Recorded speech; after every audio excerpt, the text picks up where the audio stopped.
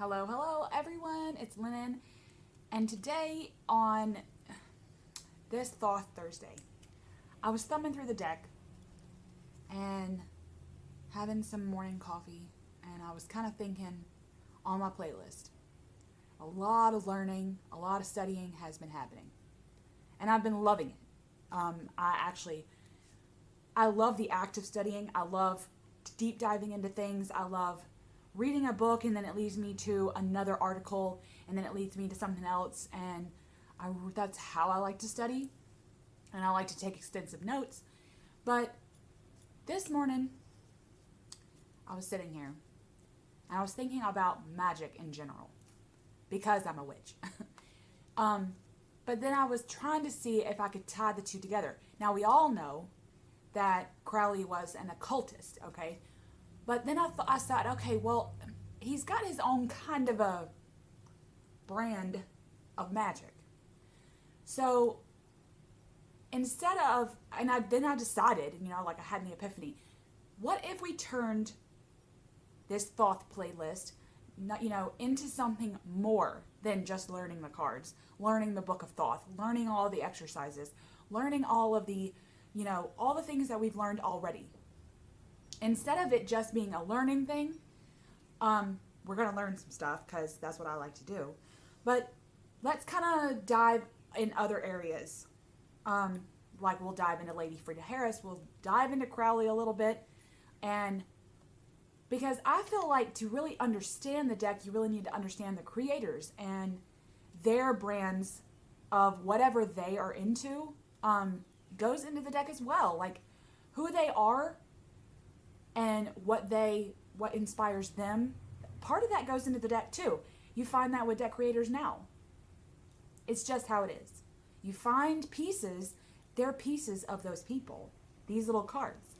And so I started studying up on Magick, Crowley's specific brand of magic, and what that could mean in terms of the Thoth Tarot. What I had to do is figure out what Crowley studied in terms of occultism.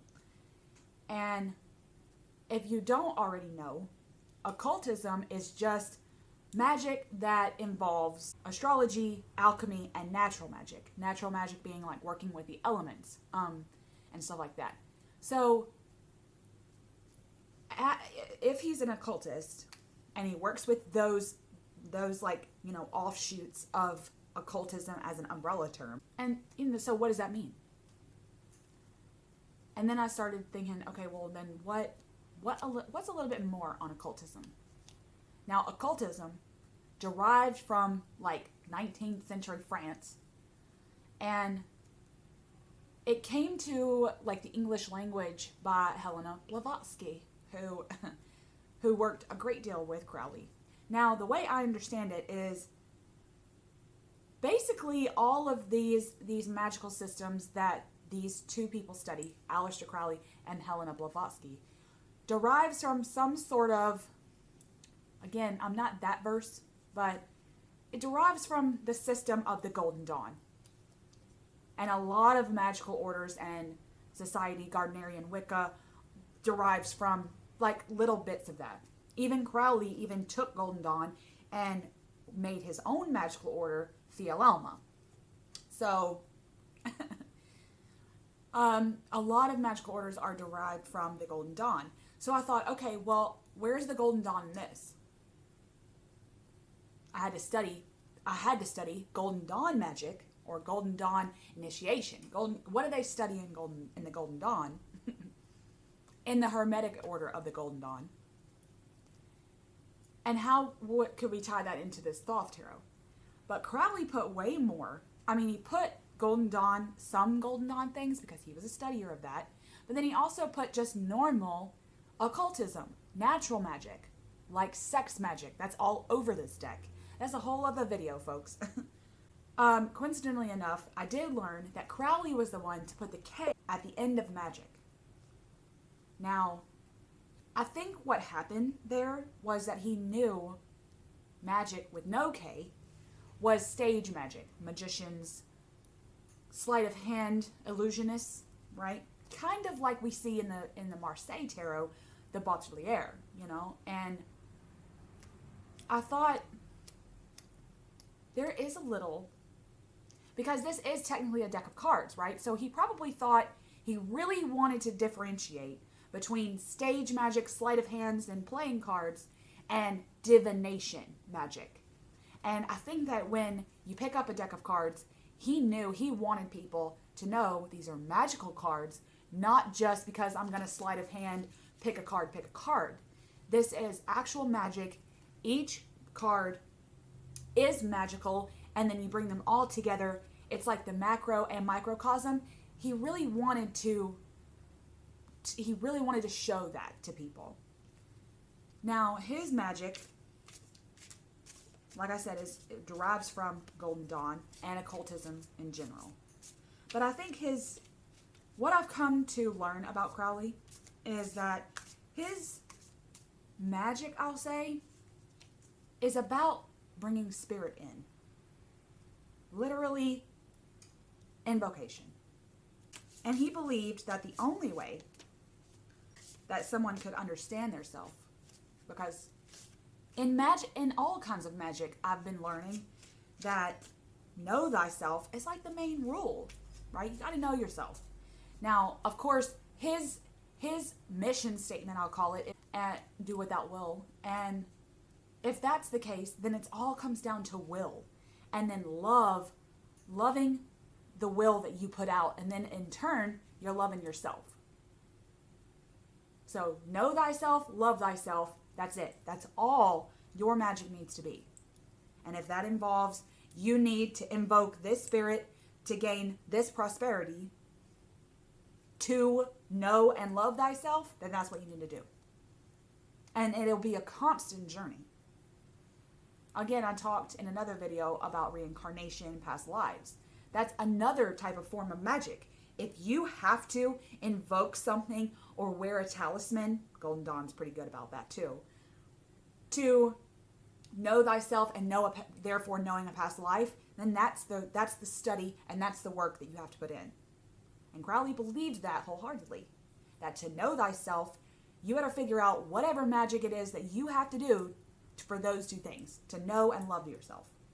And in all the research I've done, all the books I've read by him and Israel, I think it's Israel Regaldi, and Golden Dawn Magic, there's a couple of books that I'll leave below that are on the Golden Dawn specifically that have been great, but they are convoluted at all as all get out, especially if you're not interested in being initiated into those orders.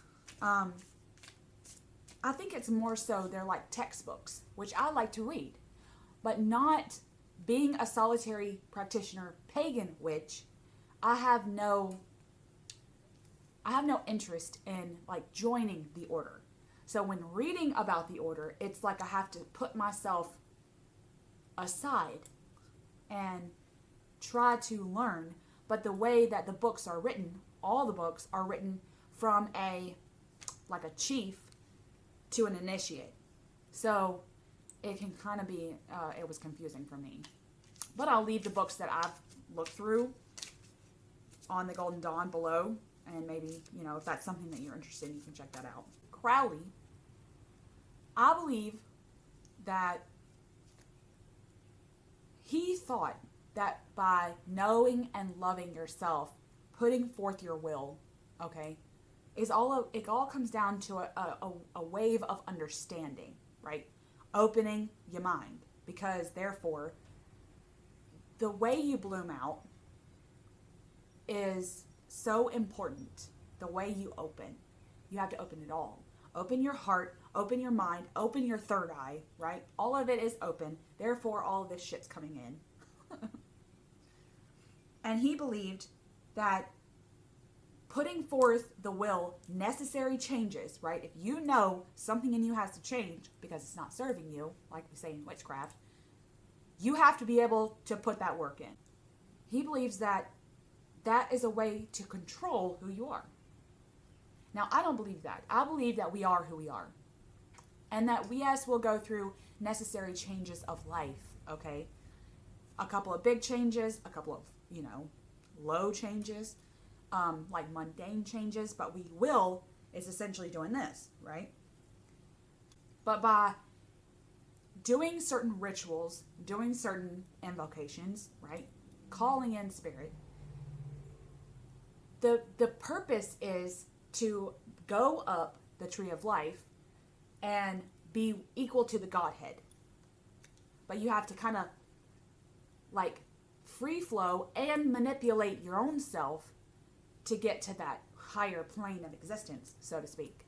I'm going sci-fi with that because I like Stargate. Now, what I mean by like manipulating yourself isn't so much that you're doing it to change necessarily who you are, okay, or who you will be. It's more so manipulation, like think tower moment.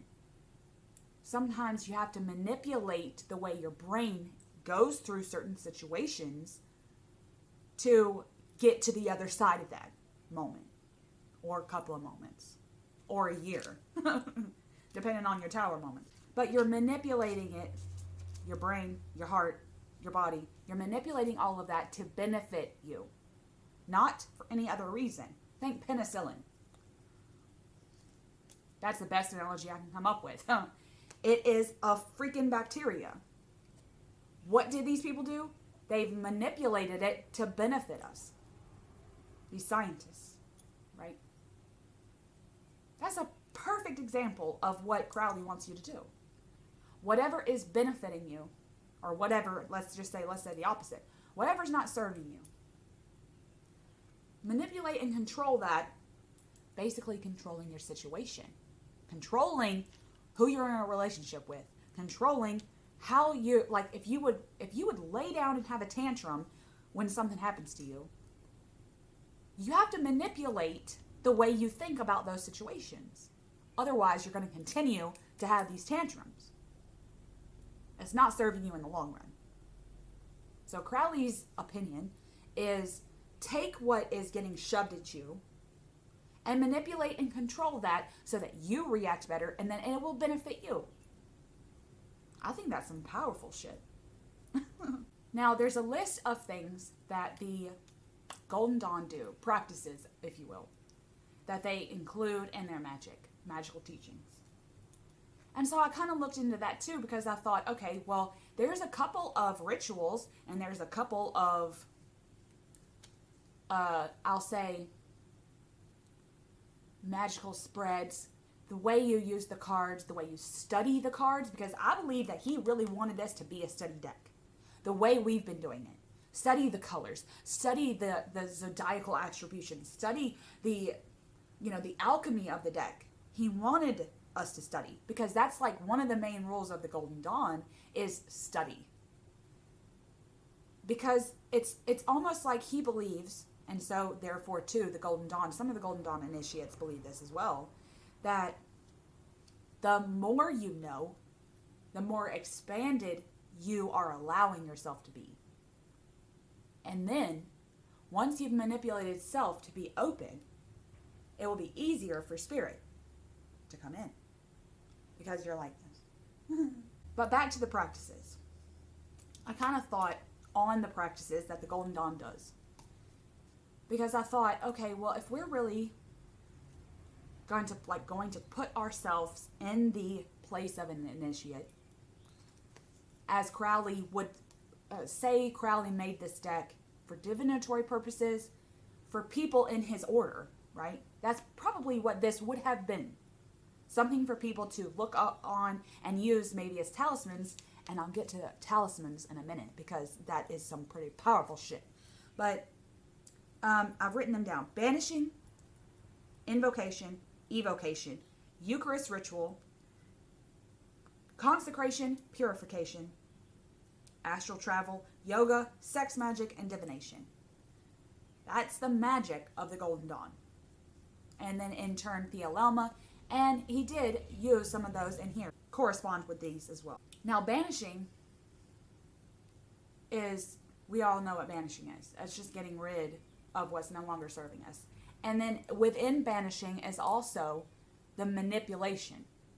It will be, in a banishing ritual, your process of manipulating yourself. Therefore, that shit benefits you. Okay? Invocation. Invoking spirits. Now, with the Golden Dawn, it's invoking spirits, mostly angels. Okay? Spirits, angels, archangels. That's mostly what the Golden Dawn believe as far as invocations. And the realms that they abide in, like where they abide.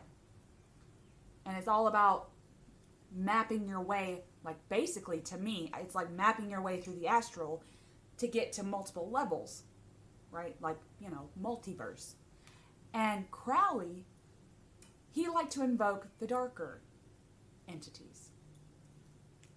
Yes, some angels and some archangels, but because he believed so heavily in duality, he was like, well, if I'm going to invoke this spirit entity, whichever one it is, and if it's an archangel, then I need an equally powerful demon.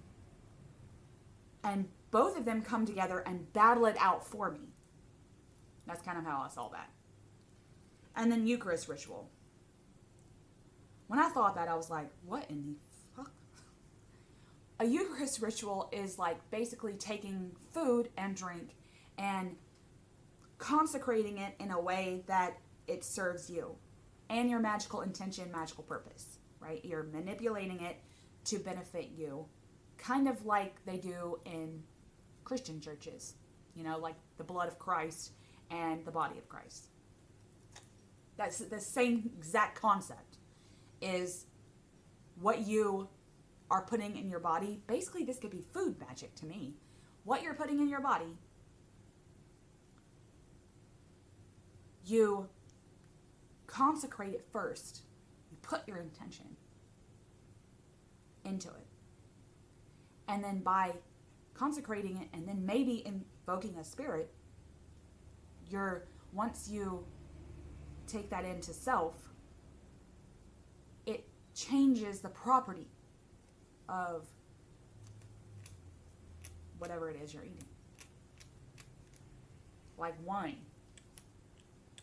For people that are really devout, the property of that wine changes when it passes their lips. Because they're really putting forth, please let this blood of Christ do this for me. Please let me, embody this. It's all in here. And it's so powerful. It's so powerful. Purification. We're not pure. Right? Crowley definitely sure as shit ain't pure. But it's about wanting to be pure.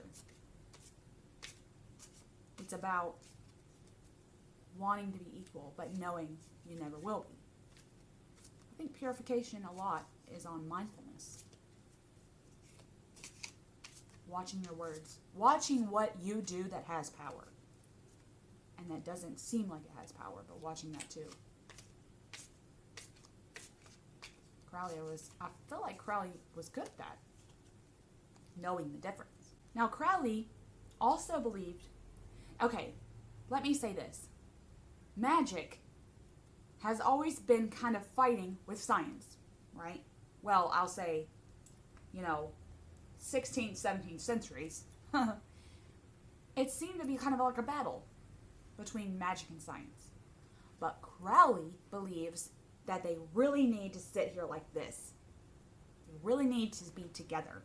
Because in order to believe and embody the extraordinary, you have to be able to learn the science behind whatever happened.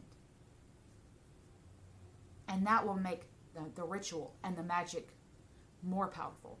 Because you're backing it with facts and you're putting faith too. So it's not just going into something with blind faith. You'll back it with some science, which is facts. That's factual shit. So he believes putting both at work is the proper course. Don't do anything on blind faith alone. If you have a doubt, if you have how does this work? To me, that is so powerful because what is that doing? That is activating both sides of your brain. I was like, shit. On blind faith, you let that creative energy come out. right? Like this. Coming up with these paintings, right?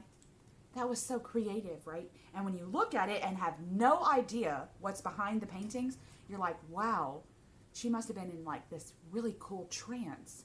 And the flow, the paint just flows and flicks. No. That happened and activated that logical part of her brain because of all the science that backs this up. Think of my color video. There was so much in color alone, in zodiacal attributions alone, in Tree of Life, in the Kabbalah. These creative drawings and paintings are creative and scientific. And Crowley believed, I read this in one of his books, I think it was the Book of the Law. He believed that you have to record anything you do in the magical, in your magical practice through the scientific method, the 7 scientific methods, right? The 7 realms of that. And I thought, wow. Now, like my kids are both science freaks.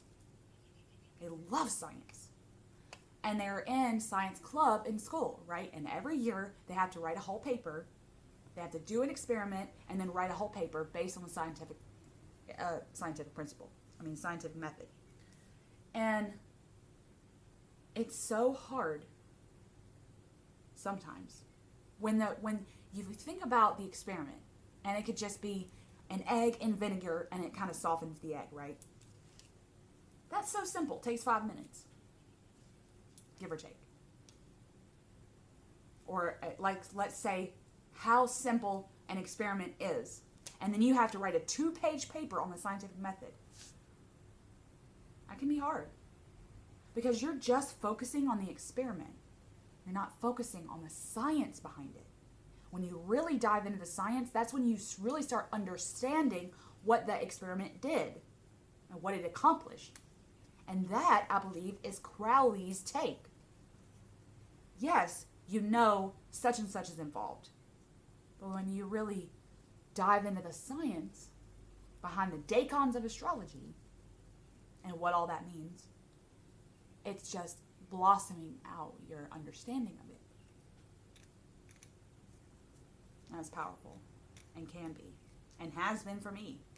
This is a Thoth video. And like I said before, I do want to expand on what we learn in this playlist. We've learned a lot so far, and we're going to continue to learn. But I do want to add some videos here or there that focus on something other than the cards. But I do want to result back to the cards just right now. Most of the magic involved here that is Golden Dawn related is Tree of Life. Now,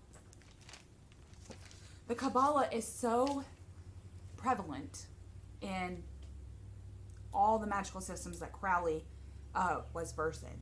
He has called the Tree of Life a magical map because each Sephira and each path correspond to something, whether that's a planet, whether that's one of the 12 zodiacs, or 7 planets, or an angel, or a demon. The Tree of Life is a map for all of that. And he believes that there's so much, kind of like symbols, kind of like sigils, kind of like anything that you think has really powerful magic in it. Okay, again, like I said, like a talisman, an amulet, a sigil, whatever. It's kind of cool how the Tree of Life has all of that involved. These 10 Sephiras have all that. And so much more. They have colors, they have realms, okay? Realms in the spirit world, all the way up to just divine light, right? And the like astrology, alchemy, all of that ties into the Tree of Life somehow. So of course it's a magical map. Now Crowley states about the tarot, his tarot.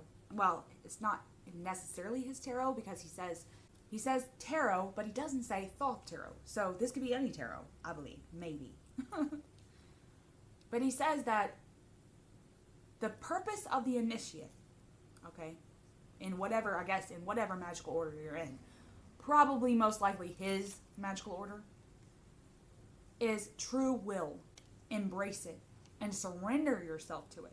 What you have to essentially do is, the way he explained it, is once you're one person, once you come into your true power, come into your true will, and then literally surrender yourself to it, your will, you become part of the whole. You are already part of the whole. But once you surrender yourself, you see yourself as part of the whole. And that's opening your mind and your body and your heart and your soul to all that you're connected to. But it takes your will, your true will, and then surrendering yourself, okay? And once you totally surrender yourself, you become open to more possibilities, because you recognize yourself as part of the whole and as an individual. But you're going to go through your whole life only thinking that you're an individual unless you totally surrender yourself. That was what he said the purpose of the initiate is. And I had an epiphany. I was like, shit, that's what this is. This card, swiftness, okay, the Eight of Wands. You sit here and you think, oh, this Eight of Wands, it means this, and it means this, and it means this. Sure, it does. Even when sometimes when I've noticed when people give readings, or when people talk about giving readings, when the cards are laid out, instead of blending all of the cards, the very first thing new readers do is look at meaning, instead of blending it all together and making a story. And a lot of people have branched off on that topic alone, but they don't look at the whole right at the first. They look at the individual. But that's not the purpose, is it? The purpose is to look and know that this meaning is this, but then surrender that meaning to whatever else is on the table. And then even further, that this is part of the whole. I have used the analogy, a magical glass of water. That's right. If I take these cards, this stack of cards, and put them over here, okay? This is a glass of water. This whole thing is a glass of water. And I pour some out. Now, these particles and these particles are different. Even though it was all the same particles, now they're two different in two different glasses. But if I pour this water back into this cup, the particles are not the same as they were before.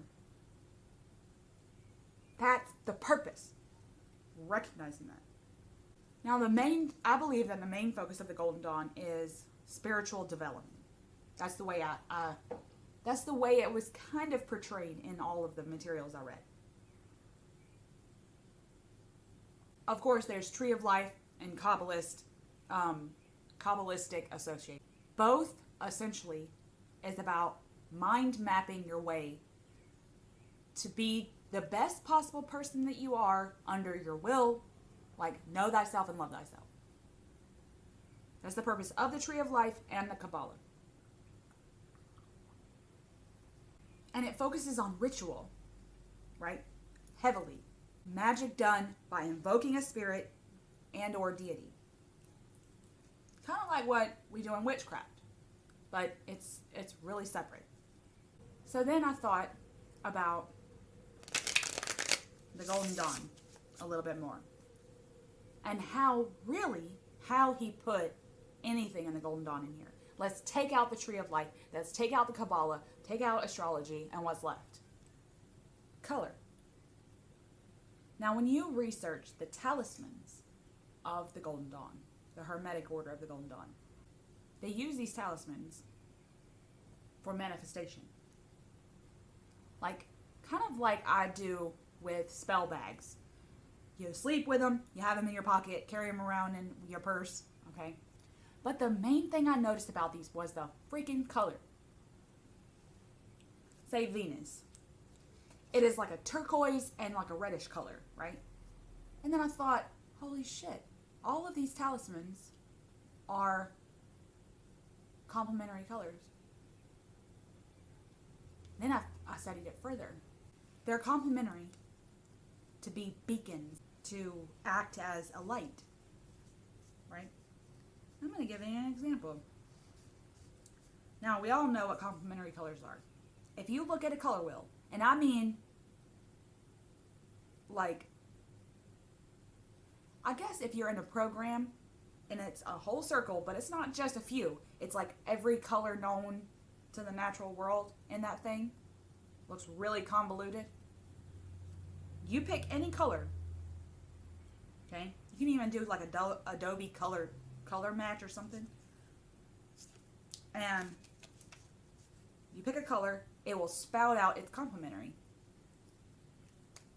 And when you put them on top of each other, it looks like a flashing light. And that's why the talismans are so powerful. And I thought, damn. Now we all know that the way the color is in this deck, the way I taught it, and I'll leave it up in the cards if you want to check it out. The way color works is there's 4 scales of color to complement everything.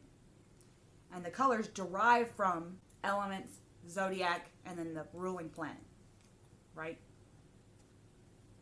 That's kind of where the colors derive.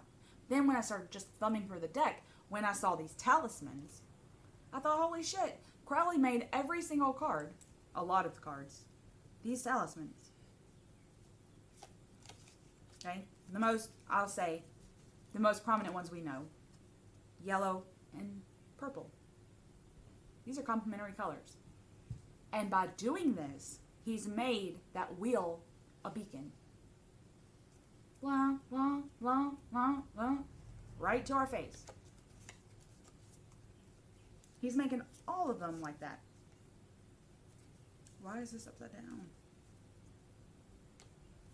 These colors. These are exact opposite on the color wheel. All that studying I did in that hour-long damn video of colors. And I could have just said they're complementary. Not all of them are, because he did want to add the associations that I learned about while studying that for that video. There's other colors involved, but some of the cards, they're just complementary. And I thought, holy shit. These are exact opposite. A lot of these. Like, not court cards. And they're major arcana. But most of the minor arcana that I was looking through, I'm trying to find one specifically. Because when I saw it, I was like, holy hell. And it doesn't happen with all of them. This one. Red and freaking green. They're complementary colors. These are actual, very saturated green and red. That makes this wheel a beacon too. And it's like flashing at us. And it's telling us something, right? What is it saying? That's the purpose. He's trying to make it flash for us. And no matter how much I'm not involving like his magical practice into my spiritual magical practice, I feel like by branching out and learning certain magical things that he has put into the deck, or even like going down rabbit holes like studying on the Golden Dawn, even though I'm not an initiate, can be like I have to wade through a whole bunch of stuff because I'm not an initiate and I'm not interested in being one. But then I have to say, okay, let me stop. Let me surrender. Okay, this has nothing to do with my magical practice. but it has something to do with my relationship to this deck. I feel like me and this deck have a relationship. We fight and argue all the time. And then we love each other all the time. At the same time. It's a push and pull. It's a relationship. Therefore, like, I can't, like, say I love someone. And they're not in the same magical, they don't do the same magical stuff as I do.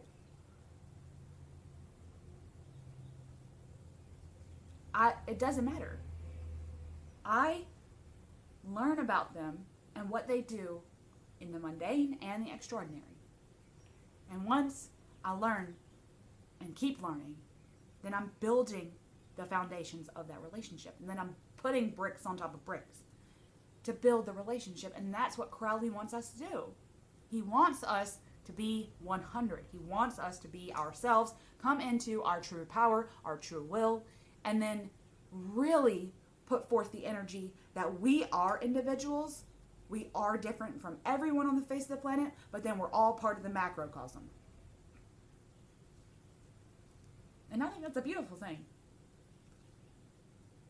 So, okay. I feel like I rambled about that for like ever. But my purpose for today was to come on and chat about Crowley and his magic and what he did. Like, how we take certain things that we know to be present in the deck, and then we can study those things even a little. I didn't study it heavily. I studied it a little. And then, of course, because I like to, I just kind of chased certain points of interest to me, chased them down book and book and book to article to YouTube video. And it was so, I have to be open to that. And when they say something that doesn't resonate with me, it's not involving my spiritual practice. It's involving my relationship with this, which is different. And I do want to incorporate some more of these videos where we're talking about the fundamentals of the magic involved, like sex magic, or like dream work, or that directly links me and the deck, or whoever in the deck. And I want to expand on some of those topics as well in the future. I hope this was informative. I'll leave some reference materials that I have liked when researching this magic specific topic with the Golden Dawn. I'll leave some resources below if you want to check them out. And come back in a couple of Thursdays for some more Thoth knowledge. Much love, everybody.